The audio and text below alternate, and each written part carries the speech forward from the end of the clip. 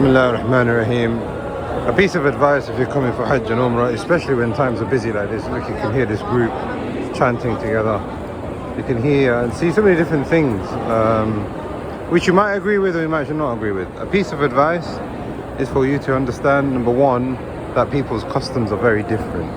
For them to push you might be normal. For them to pull you might be normal.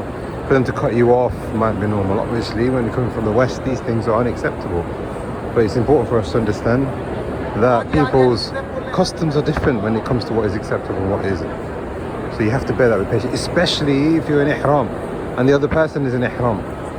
As the ulama have said, that if the person is prevented from perfume and cutting his hair, etc., then this person is a muhrim. This person have certain things about him which is haram for himself. Therefore he is sacred, in a sacred place. You can't transgress that. So you have to bear that in mind and pardon people's customs. First thing. Second thing, I was walking next to a person who was doing Surah Yasin really loud. When in Tawaf, really the ulama have said, to the point that the Malikiyah have said, a person shouldn't be doing Quran at all. He should just be doing dua and dhikr. Because this is the time when your dua is going to be accepted, heavily emphasized. So the second piece of advice is you have to understand that people come from different understandings and different ignorances.